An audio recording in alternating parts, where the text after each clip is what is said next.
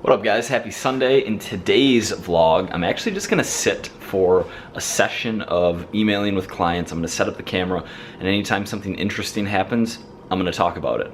I think there's gonna be some good, valuable, it's almost like a Q&A, but I can dive deeper on things and give more context. I think you're gonna like it.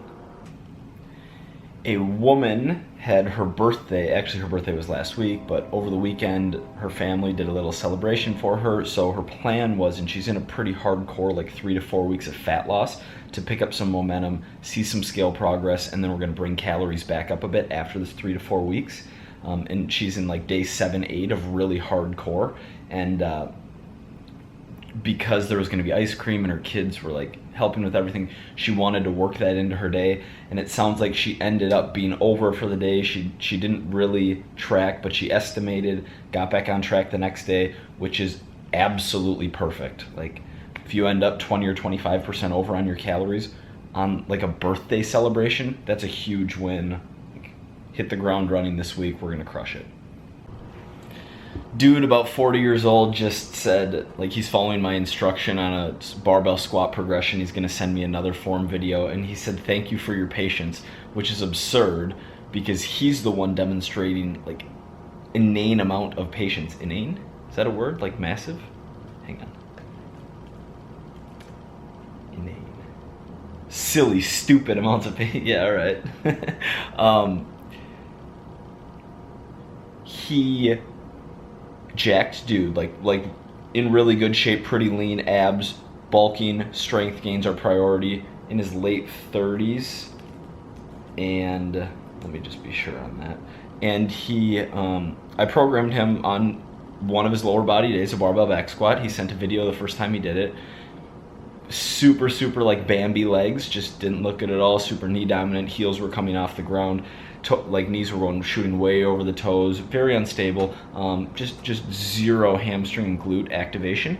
And so we brought it back down, 40 exactly years old, and we started with, I had him send me videos of bodyweight squats, and then I tweaked his form on the bodyweight squats, and then we added a kettlebell or dumbbell for a low hold goblet squat, and those look pretty good. And so over the course of 5 weeks, we built back up to the barbell back squat. He sent the barbell back squat again, and it looked really like much better this time, but still, you know, not perfect.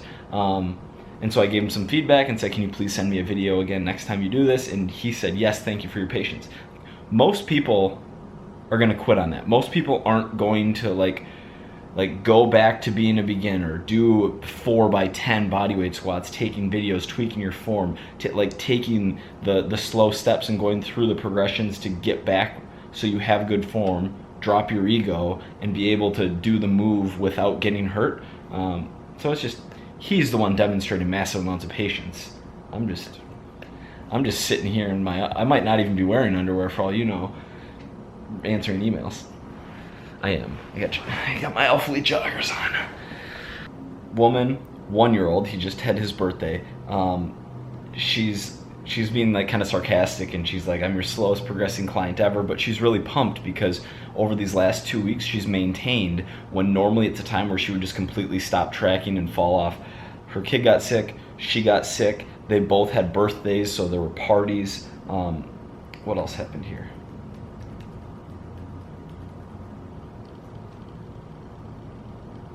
Getting a new nanny, like waking up in the middle of the night, all this stuff going on. And I basically said, look, you have to look at progress and results and your ability to adhere through the lens of your life, right? If you're a 23-year-old bodybuilder, single dude living in some cheap apartment and you work 35 hours a week to cover your expenses for food in the gym, and your number one focus is bodybuilding, yeah, you better crush adherence or you're sucking.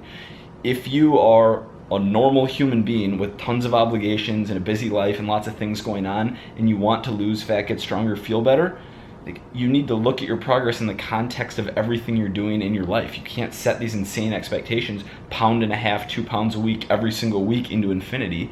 That just isn't, it's not realistic. It doesn't happen, and you can't beat yourself up. When you have even a month stretch where your average scale weight over a month is only down 1 pound or 2, or maybe maintains over a really busy month, that's a win. That's better than falling off the plan and like then needing the momentum of getting going again and getting on a new regimen, right? Maintain for a month and then hit it, keep going. Like, this progress isn't like, it's like, it's the long run, big picture. I gotta read you this. And then there's more. Rechange of habits. It took me a long time to get out of the funk I was in. This is the life that I have been wanting to live and will continue to live after we are done. The past few months have been f***ing awesome.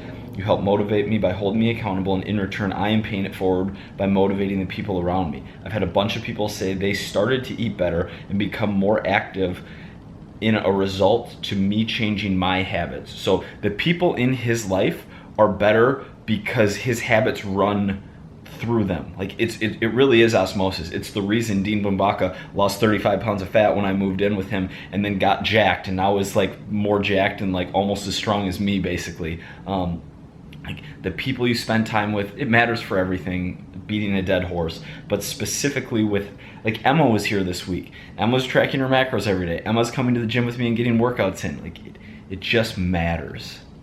It just matters. A girl who's losing fat just sent me her food log, but she didn't log she logged alcohol as carbs, but now on the app you can log alcohol as alcohol, and Android's coming June 1, so get pumped, right? This is just completely a plug for my app, because I don't know of any other nutrition tracker where you can track booze and like track grams of alcohol, or pick a drink from the food database and have that factored into your macros. Oh, and the app's free, and there's no advertising, and there's training rest day split, and my equations are better than MyFitnessPal's because they use lean mass instead of just body weight times X, and you can set your own macros, and there's no ads, and it's free. Get with it. So I propose, so this dude losing fat, killing it in Chicago.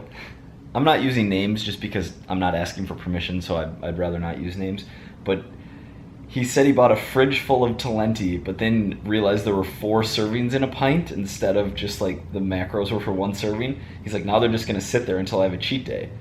And I asked him why he couldn't, this is so unlike me, for me, but I was like, can't you have less than a full pint or I said, can't you have like a quarter of a pint at a time?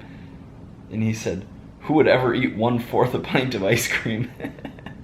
So me. But he's also requesting, I've got like Chipotle fits my macros shirt requests, I've got like wine fits my macros shirt requests, so I think I'm gonna make those if I stop being such a bum and like figure out the logistics of t-shirts, like making sure the design's good enough, having the logistics in order, and getting them up for sale. So here's a good one and a common one. The scale isn't moving, however, my pants fit looser and my waist measurements are going down. You're losing body fat, period. Waist measurements are correlated with fat loss. The scale does funny stuff in the short run. Carb storage, water weight, sodium, alcohol, poops, periods, tons of things. Flying, travel, bloat, like there's just a lot of factors related to scale weight in the short run that might not make it indicative of short run fat loss. In the long run, scale's a good measure of fat loss progress, but in the short run it's not. So if you feel stalled out, look to those other things. Continue to focus on the process, not the result in the short run. Continue to focus on hitting your macros and doing the right things. But you can look to waist measurements as an indicator of progress. That's it. That's the video. Thank you very much for watching. Seriously, I appreciate it. Have a good night.